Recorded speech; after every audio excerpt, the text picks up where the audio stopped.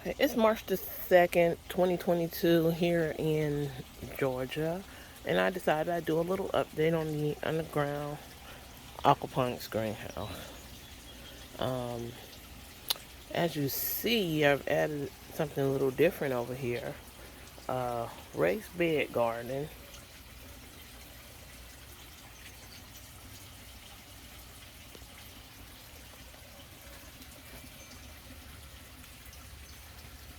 Now I planted these seeds probably about four,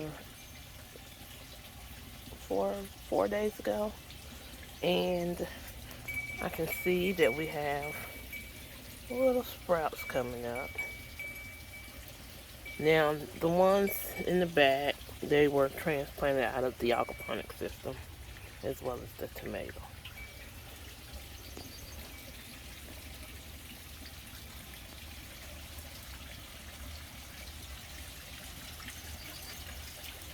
Now, here we have a red hibiscus that we picked up, and we'll see how that does.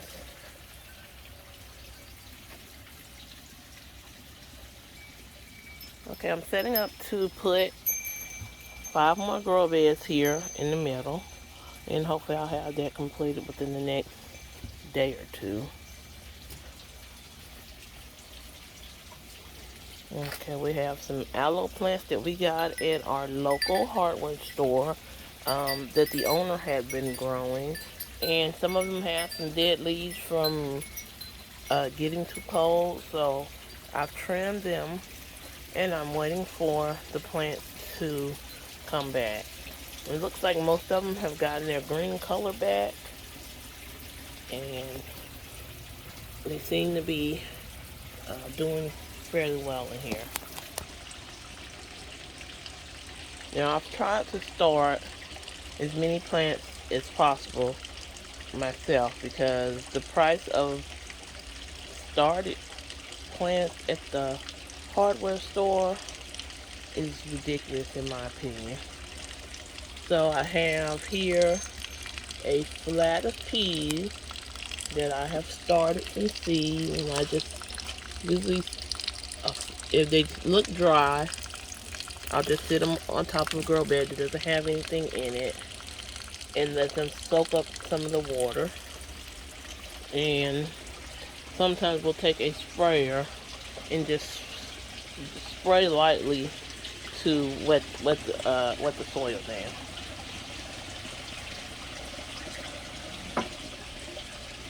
So we have like corn, cucumbers, watermelon. I think some carrots are in here. Um, a lot of tomatoes, zucchini, squash, and sunflowers growing over here, and I think maybe peppers, a few other things.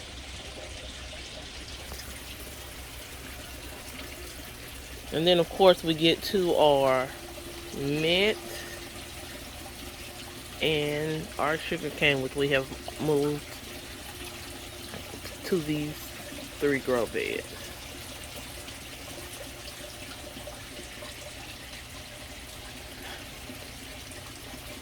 Now the sugar cane will be going outside as soon as the weather is good for it. So last frost, they'll be moving outside.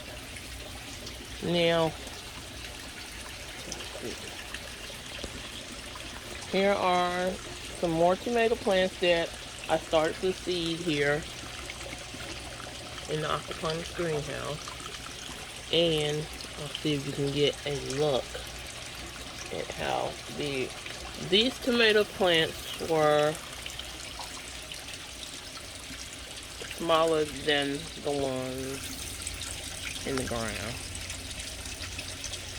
And they have definitely passed. I'm waiting to see if the ones in the ground will like get a growth spurt, but we'll see.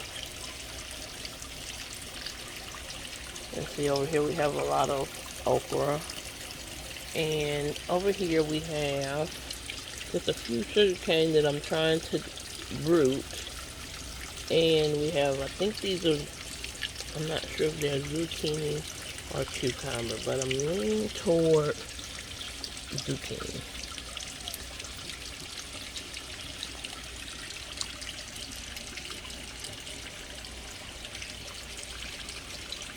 Now we've transplanted mint, spearmint, peppermint, and then lemon balm to most of the grow beds. Not all of them, but most of them.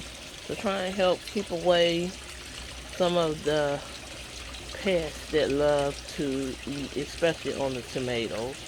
But also, the spider mites will destroy your strawberries, and there's a couple strawberry plants in there, but the spider mites will destroy your strawberries, and you'll have webs over them, and they're virtually inedible.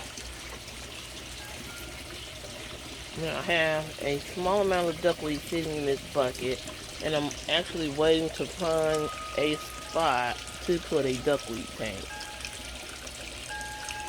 So, good luck with that. And then we get here to the star of the show. The ones who make all of this possible are the fish. And in here we have blue tilapia and maybe a couple of Mozambique tilapia. And they're up bright and early this morning, ready to eat. So I've got a little food sitting over here, so I can pour in for them.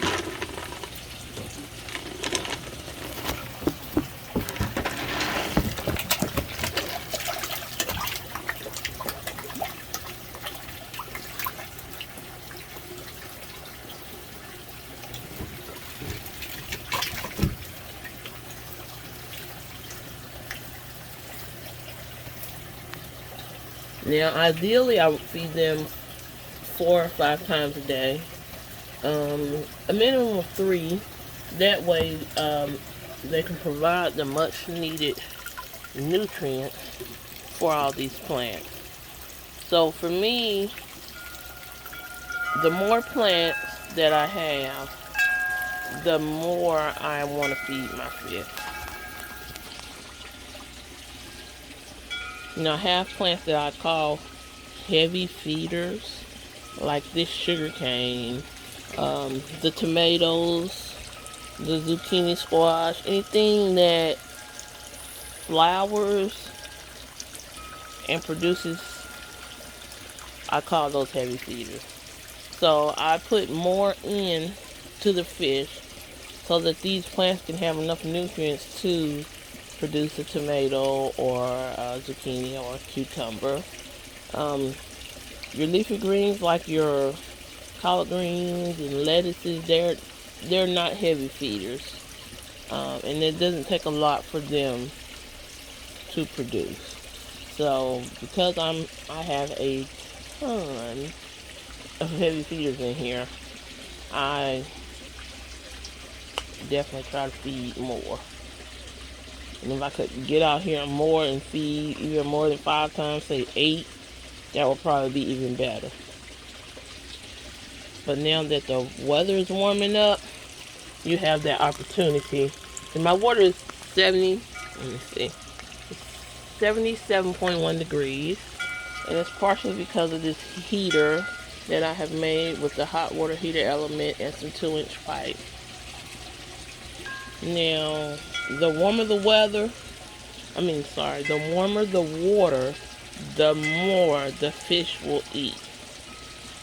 Now, if you come out and the water is under 70 degrees, your fish won't be very hungry because they're conserving their energy to stay alive. Basically, they need those warmer temperatures in order to function. So that's basically how that works. Alright, that's the end of my update. If anything I've said helps, give me a thumbs up. Like and subscribe for more updates on this underground aquaponics greenhouse. And like I said, if you have any questions, leave them below and I'll do my best to answer. Thanks. God bless.